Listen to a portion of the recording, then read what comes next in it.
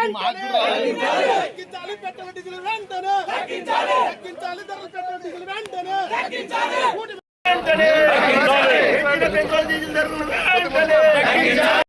ధర్నా చేసిన ముఖ్య అంశం ఏమిటంటే పెట్రోల్ డీజిల్ ధరలు పెంచబడినందుకు. పెట్రోల్ డీజిల్ అనేది ప్రతి ఒక్క సామాన్యుడికి కావచ్చు, పేదవాడికి కావచ్చు, లేకపోతే ఈ రాష్ట్రంలో కానీ దేశంలో ఉన్న కానీ ప్రతి ఇంట్లో ఒకరికైతే ఖచ్చితంగా అవసరం ఉండేది. నార్మల్గా ఏమన్నా ఉందంటే ఒకటి తిండి, ఇంకోటి పెట్రోల్ డీజిల్. ఎందుకంటే ఏమన్నా రోజు పనులకు పోవాలంటే కూడా పెట్రోల్ డీజిల్ బైక్లోకి తీసుకొని పోతే కానీ ఏం జరగని పరిస్థితి ఇప్పుడు నడుస్తున్న ఈ కాలంలో. అది ఇప్పుడు పెట్రోల్ డీజిల్ అనే ఏదైతే వార్ అని పేరు చెప్పి పెట్రోల్ డీజిల్ ధరలు పెంచుతూ ఉన్నారో దాన్ని ఎలాగన్నా ఆపాలా. ఎందుకు ఆపాలా? ఈరోజు నేను ఒక బండి కొనుక్కున్నా. ఒక 3 నెలల క్రితం బండి కొనుక్కున్న రోజు అప్పటికప్పుడు 2 లక్షలు పెరిగింది నా బండి మీద. ఎందుకు పెరిగింది? దాంట్లో సెస్ అనేది యాడ్ చేసి, నార్మల్గా ఏ బండి తీసుకున్నా కూడా సెస్ 1% ఉంటుంది. మన పేరు మీద రెండో బండి తీసుకుంటే సెస్ 2% అవుతుంది. అలాంటిది సెస్ 5% చేసి మొత్తం పెంచినారు. పెంచిన సెస్ ఏం చేసినారు? దాన్ని మనం దేనికోసం కడతా ఉన్నాం? మన స్టేట్ గవర్నమెంట్కి ట్యాక్సుల కింద కడతా ఉన్నాం. అప్పుడు ఈ డబ్బులు మనం ఏదైతే అధికంగా కడతా ఉన్నామో సెస్ రూపంలో, దాన్ని వాళ్ళు ఏం చేయాలా? ఇలా ఎప్పుడన్నా ఆపదలు వస్తేనో, ఏదో వార్ వస్తేనో, యుద్ధం వస్తేనో, డీజిల్కో, పెట్రోల్కో, బ్యారెల్ ఆయిల్స్కో, సంథింగ్ క్రూడ్ ఆయిల్ కోసం వాడుకోవడము, వివిధ రకాలుగా ఆ రోజు ఏదైతే ఉంటుందో దానికోసం వాడాలి. అది అంతా వదిలేసి మన వాళ్ళని ఇంకా ఇబ్బంది పెట్టాలా అన్నట్టు ఇంకా ధరలు పెంచుకుంటా పోతే సామాన్య ప్రజల పరిస్థితి ఏమిటి? సాధారణ ప్రజలు ఇప్పుడు తిరగాలా అంటే డీజిల్ కావాలా అన్నప్పుడు వాళ్ళకి మీరు అధికంగా ఇలా పెంచుకుంటా పోతే మళ్ళీ వాళ్ళ పరిస్థితి ఏంటి? జగన్మోహన్ రెడ్డి అనే మన వైసీపీ ప్రభుత్వం హయాంలో 2 రూపాయలు 3 రూపాయలు పెరిగినట్టు గుర్తు. నాకు ఎగ్జాక్ట్ ఐడియా లేదు కానీ 2-3 రూపాయలు పెరిగింది. ఆ రోజు దేశంలోనే మన రాష్ట్రంలో ఉన్నంత డీజిల్ ఖర్చు, లేకపోతే డీజిల్కి 1 లీటర్కున్న ధర యా రాష్ట్రానికి లేదు అని చెప్పి వెగతాళిగా ట్వీట్లు పెట్టుకున్నారు ఈ ప్రభుత్వం వాళ్ళు. కుటుంబ ప్రభుత్వం వాళ్ళు ఒక్కొక్క లీడర్లు పనిపాట లేకుండా ట్వీట్ కొట్టిండ్రు. అంటే మళ్ళీ ఆ రోజు జగన్మోహన్ రెడ్డి అన్న పెంచిన కారణం ఏముండొచ్చు అని కూడా ఆ రోజు ఆలోచించుకోకుండా ఎగతాళిగా ఒక ప్రభుత్వాన్ని మీరు దృష్టి ఇచ్చినప్పుడు ఈరోజు మీరు అదే పని ఎందుకు చేసినారు అన్నది నా ఫస్ట్ క్వశ్చన్. సెస్ పెంచినప్పుడు మీకు 1000 కోట్ల రూపంలో వస్తాయి, ప్రతి నెల 1000 కోట్లు వస్తాయి. ఎందుకంటే ప్రతి ఒక్కరు బైకులు కొంటారు, కార్లు కొంటారు, 1000 కోట్లు వస్తాయని. ఆ డబ్బుల్ని మీరు ఏం చేస్తూ ఉన్నారు?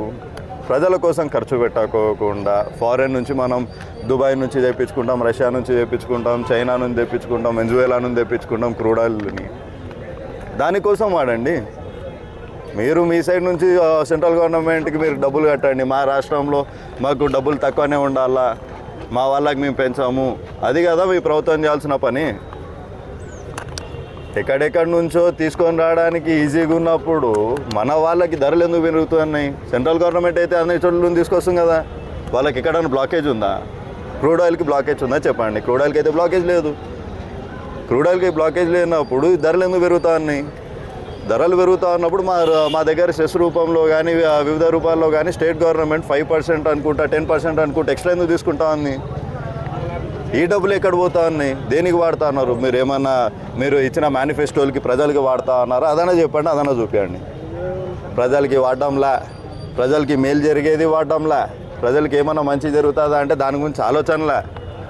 ఇవన్నీ వదిలేసి ప్రజల్ని ఎలా దెబ్బతీయాలా, ప్రజల దగ్గర సొమ్ము ఎలా గుంజాలా అని ఆలోచిస్తున్న ప్రభుత్వం ఈ కూటమి ప్రభుత్వం.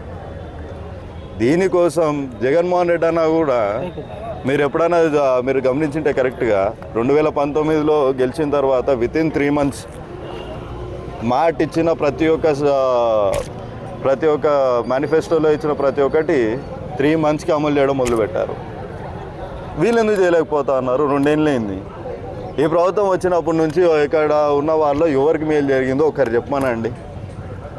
టీడీపీ నాయకులు తప్పితే ఇంకా అరాచకాలు చేసి మా ప్రభుత్వంలో మా కార్యకర్తల మీదనో కేసులు పెట్టడం తప్పితే ఈ ప్రభుత్వం వల్ల ఒకరికి మంచి జరిగింది ఏంటి? ప్రెస్ మీట్లు వాళ్ళు పెడతా ఉన్నారు, మేము అలా చేసినాము, ఇది చేసినాము, అది చేస్తూ ఉన్నాం, ఇది చేస్తూ ఉన్నాం, మేము కక్ష రాజకీయాలు సాధిస్తాలేమో అని. నాయనా మీరు నలుగురికి మంచి చేసే విషయాలు మాట్లాడండి అయ్యా. మీరు మా ఎంబడ పడితే ఏమొస్తుంది? మేము అపోజిషన్లో ఉన్న వాళ్ళము. రూలింగ్ పార్టీలో ఉండి అపోజిషన్ వాళ్ళు ఎంబడ పడినారు. రూలింగ్ పార్టీలో ఉండి ప్రజలు మంచి చేయాలని కోరుకోవాలా, లేకపోతే అపోజిషన్ ఎక్కడ పోతా ఉందో అక్కడ పోయి అక్కడ ఉన్న లోకల్ లీడర్లను పిలిపించి ఇంటర్వ్యూలు పెట్టించి అబ్బా రాజురెడ్డి అట్లా అన్నాడు, రాజురెడ్డి ఇట్లా అన్నాడు అని చెప్పి 2 ట్రోల్స్ పెట్టాలా? ఏందయ్యా, ఏం మనుషులో ఏమో. ప్రజలకు సేవ చేసే పంచాయతీలు పెట్టండి, మోసాలు చేసేవి కాదు. ఇంకా మన వాళ్ళందరికీ కూడా ఒకటే చెప్తా అన్న, మా వాళ్ళకు, మా వైసీపీ కార్యకర్తలకు ఇప్పుడు వచ్చే ఈరోజు ప్రతి ఒక్క న్యూస్ ఛానల్ కనిపిస్తా ఉన్నాయి. ఒకటన్నా మిస్ అయిందా? మన ఊర్లో ఉన్నటివి ఏం మిస్ కాల. ఈ న్యూస్లో చూస్తున్న ప్రతి ఒక్క వైసీపీ కార్యకర్తకి నేను ఒకటే చెప్తా అన్న, వాళ్ళు మనల్ని ఎంతో ఇబ్బంది పెడతా ఉన్నారు, ఎన్నెన్నో అరాచకాలు చేస్తూ ఉన్నారు మన మీద. అన్నీ దిగమింగుకుందాం. ఈరోజు మన టైం కాదు, ఈరోజు మన టైం కాదు, ఊరికే ఉందాం. 2029 ఫస్ట్ మీ హక్కు, మీరు గెలిపిస్తేనే మేము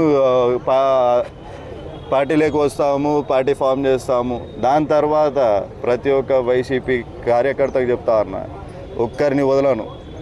ఈ నియోజకవర్గంలో టీడీపీ ప్రభుత్వం ఎన్ని అరాచకాలు చేసినా కూడా టీడీపీ వాళ్ళు కూడా అరాచకాలు చేయరా?